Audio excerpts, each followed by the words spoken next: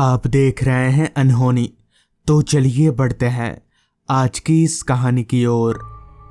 काफ़ी दिन इधर उधर बैठकर गुजारने के बाद मेरी नौकरी लगी, जिससे मैं और मेरे परिवार के सभी लोग काफ़ी खुश थे।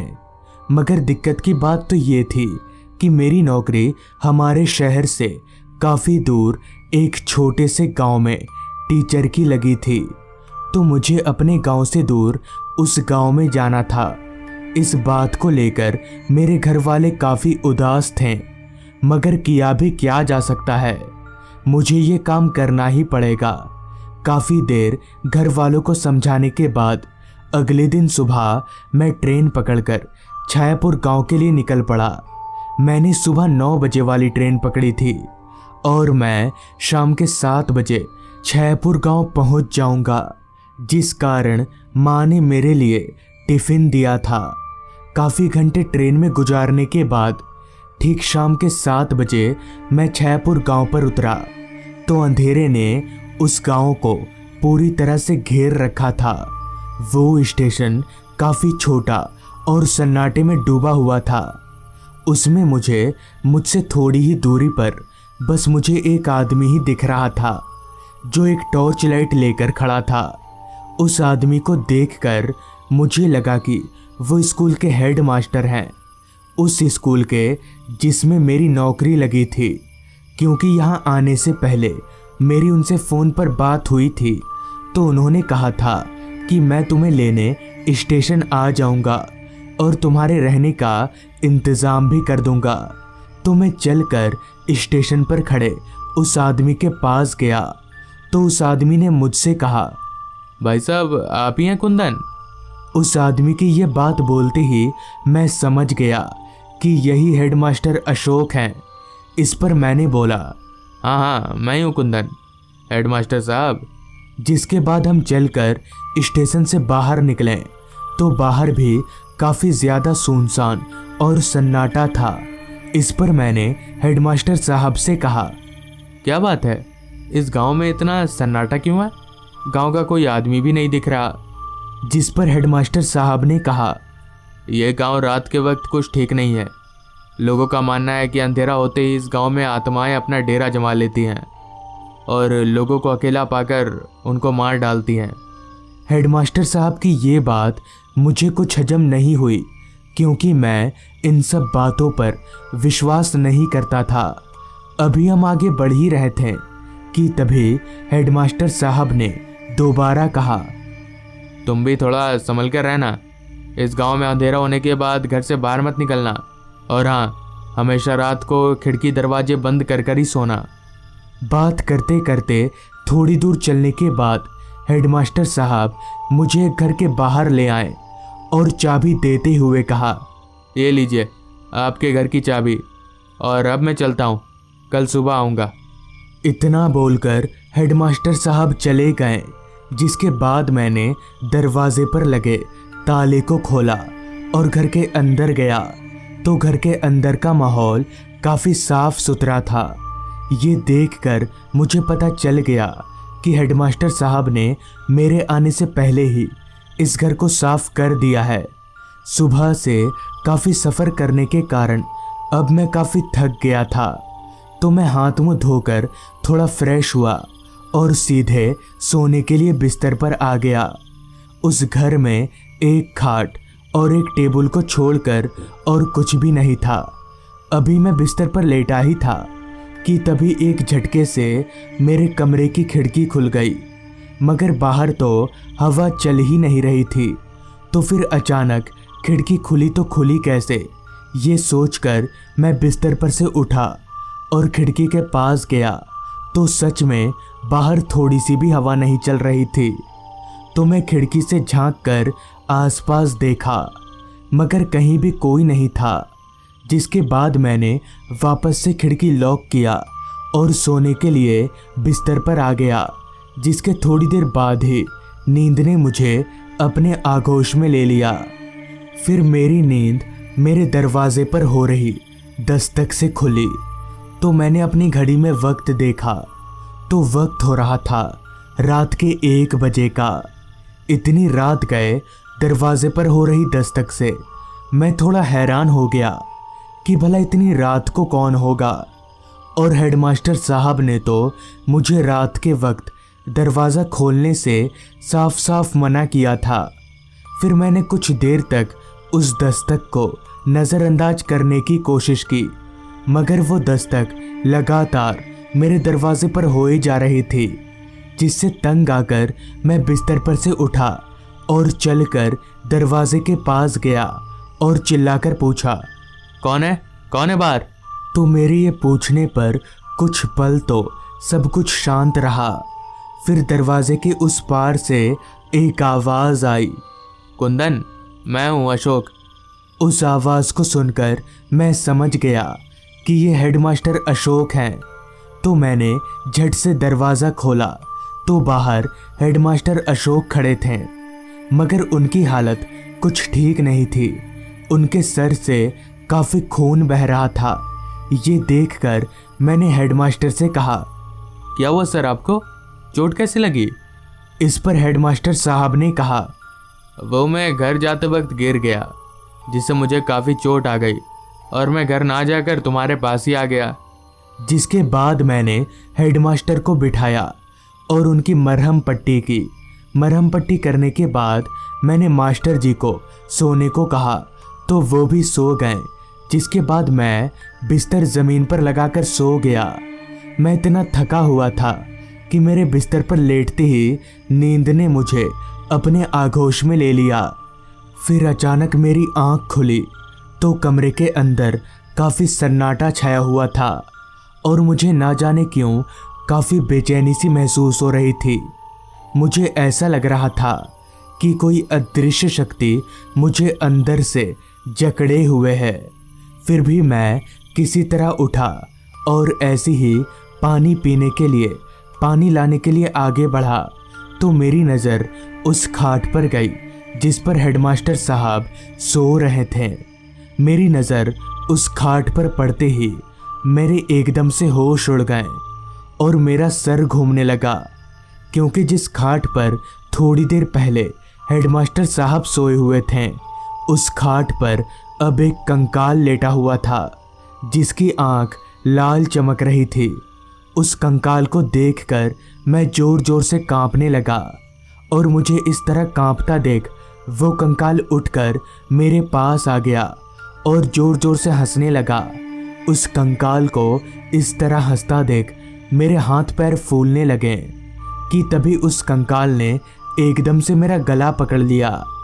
मैंने किसी तरह हिम्मत जुटाकर उसके हाथ से अपना गला छुड़ाया और भागकर घर से बाहर निकला और उसी रास्ते की तरफ दौड़ने लगा जिधर से मैं आया था। अभी मैं भाग ही रहा था कि तभी पीछे से किसी ने मेरा पैर पकड़ लिया और मुझे उल्टा घसीटने लगा। फिर जब मैंने अपनी निगाहें पीछे की ओर घुमाई तो मैंने देखा कि वही कंकाल मुझे घसीट रहा है। अब मैं अपने बचने की उम्मीद खो चुका था और मैं अपने आप को मरा हुआ मान चुका था कि तभी मैंने ज़ोर ज़ोर से चिल्लाना शुरू कर दिया कि तभी मेरे चिल्लाने की आवाज़ सुनकर वहाँ 2-4 लोग मसाल लेकर आ गए, जिनके आते ही वो भूत हवा में धुआं हो गया। फिर मुझे पता चला कि ये रात को गांव की पहरेदारी करते हैं, क्योंकि हर रोज़ इस गांव से एक आदमी गायब हो जा रहा है। ये सुनकर मुझे पता चल गया कि ये काम उस भूत का है। तब मैंने अपनी पूरी आपबीती उन सभी को बताई, जिस पर उन्होंने कहा, क्या बोल रहे भाई साहब आप? हेडमास्टर अशोक तो कल रात को ही लापता हो गए थे और उनकी लाश आज सुबह ही मिली थी। ये सुनकर मैं दंग रह गया कि हेडमास्टर अशोक भी भूत थे। तो दोस्तों, ये थी आज की कहानी।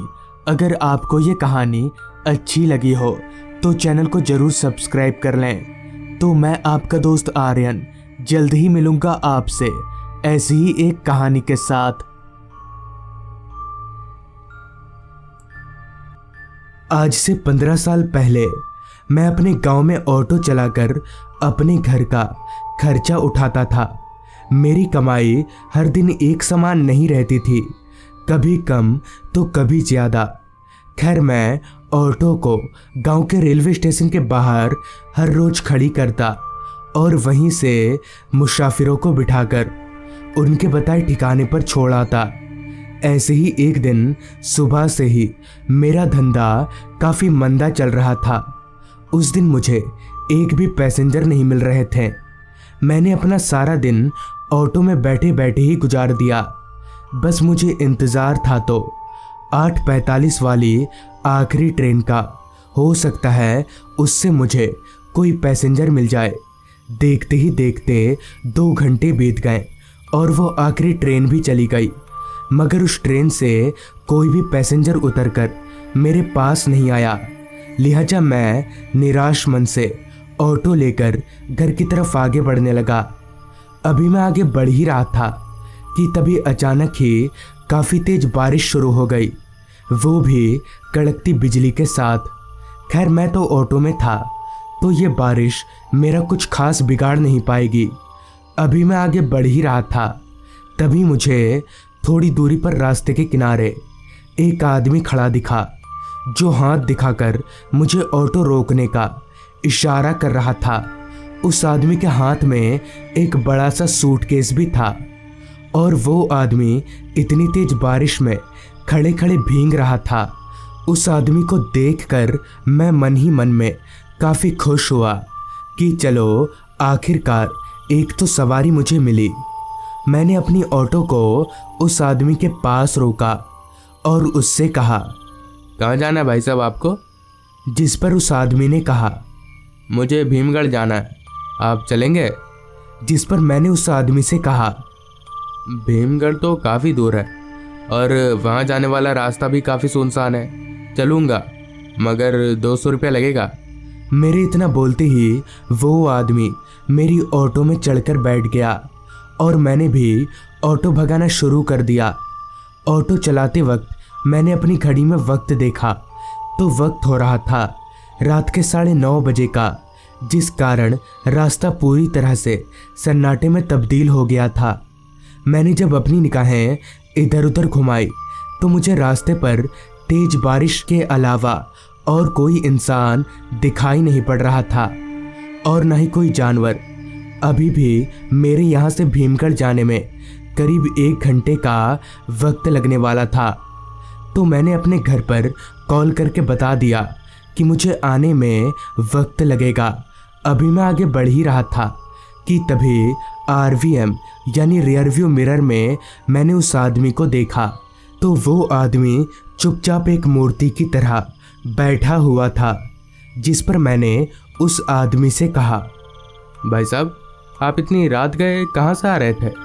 जिस पर उस आदमी ने कहा, वो मैं रामगढ़ गांव से आ रहा हूँ। जिस पर मैंने मुस्कुराकर उस आदमी से कहा, अच्छा हुआ मैं आपको यहीं मिल गया, वरना पता नहीं आप क्या करते। इस पर उस आदमी ने कोई जवाब नहीं दिया। मैं भी अब और कुछ ना बोलकर ऑटो भगाने लगा। कुछ दूर ऑटो चलाने के बाद मैं इस रास्ते से अलग एक सुनसान रास्ते पर आ गया, जिसके दोनों ओर बस घने लंबे पेड़ ही दिखाई पड़ रहे थे। इस रास्ते पर अंधेरा इस कदर फैला हुआ था कि मेरी ऑटो की हेडलाइट भी कम पड़ रही थी। अभी मैं उस अंधेरे से घिरे रास्ते पर आगे बढ़ ही रहा था कि तभी मुझे किसी के गुर्राने की आवाज़ आने लगी। उस आवाज़ को सुनकर मैं एकदम से चौंक गया कि भला ऐसे कौन गुर्रा रहा है। अभी मैं ये सोच ही रहा था कि तभी मेरी नज़र वापस से RVM पर गई तो मेरे होश उड़ गए। मेरे शरीर का सारा खून एकदम से सूखने लगा। दरअसल अभी जो गुर्राने की आवाज़ आ रही थी वो और कहीं से नहीं बल्कि मेरी ऑटो से ही आ रही थी, और गुर्राने वाला कोई और नहीं बल्कि वही आदमी था जो मेरी ऑटो में बैठा हुआ था। मगर अब उस आदमी का चेहरा पूरी तरह से बदल चुका था और अब उसका चेहरा आधा खाया हुआ था, मानो किसी ने उसे नोच खाया हो। उस आदमी को देखकर मैं डर से कपकपाने लगा कि भला मैंने ये कौन सी मुसीबत मोल ली है। अब मुझे समझ नहीं आ रहा था कि अब मैं करूं तो करूं क्या। मैं बस एक जिंदा लाश की तरह ऑटो भगाए जा रहा था कि तभी मुझे रास्ते के किनारे पर एक और आदमी खड़ा दिखा। उस आदमी को देखकर मेरी थोड़ी जान में जान आई और मुझे हल्की सी हिम्मत मिली। मैं जल्दी से ऑटो को उस आदमी के पास ले गया। उस आदमी के पास ऑटो को रोकते ही उस आदमी ने कहा, भाई साहब, भीमगढ़ गांव जा रहे हैं? जिस पर मैंने अपना सिर हाँ में हिलाया तो वो दूसरा आदमी भी मेरी ऑटो में चढ़कर बैठ गया।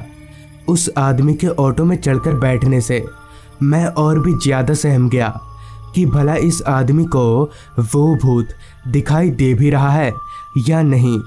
मैंने जब वापस से उस भूत को देखने के लिए अपनी निगाहें आरवीएम की ओर दौड़ाई तो मैं चौंक गया। दरअसल अब वो भूत मेरी ऑटो में था ही नहीं। खैर, उस भूत को ऑटो में ना पाकर मैं थोड़ा खुश हुआ और थोड़ी सी चैन की सांस ली। मैंने एक बार तो सोचा कि उस दूसरे आदमी को पूरी बात बता दूं। फिर मैंने अपने मन ही मन में कहा, अगर पूरी बात बताने के बाद ये आदमी मेरी ऑटो से उतर जाए तो मैं क्या करूँगा? और आज रात भीमगढ़ गांव पहुंचकर इसी से मदद मांगकर इसी के घर में रुक जाऊंगा। खैर, मैं उस आदमी को बिना कुछ बोले ही आगे बढ़ने लगा। अभी मैं आगे बढ़ ही रहा था कि तभी उस दूसरे आदमी ने कहा, भाई साहब, आप भीमगढ़ गांव में रहते हैं? जिस पर मैंने कहा, नहीं, मैं भीमगढ़ में नहीं रहता हूँ, मैं किसी काम से भीमगढ़ जा रहा था। अभी मैंने इतना कहा ही था कि तभी पीछे से किसी ने एक भारी सी आवाज में बोला, झूठ क्यों बोल रहे हो? उस भारी सी आवाज को सुनकर मैं पीछे देखने के लिए जैसे ही आरवीएम में देखा तो वापस से कांपने लगा और मेरा पूरा शरीर बर्फ की समान ठंडा हो गया, क्योंकि अब मेरी ऑटो के पीछे एक नहीं बल्कि 2 आदमी बैठे हुए थे। वो पहले वाला आदमी भी अब मेरी ऑटो में ही था और उन दोनों का चेहरा बहुत ही डरावना था। अब मैं अपने आप को मरा हुआ मान चुका था कि तभी उस पहले वाले भूत ने अपने हाथों में पड़े उस सूटकेस को खोला तो उसके अंदर का नज़ारा देखकर मैं एकदम से सुन्न पड़ गया और मुझे पता नहीं चल रहा था कि मैं जिंदा हूँ या मर चुका हूँ, क्योंकि उस सूटकेस में मेरा ही कटा हुआ सर था।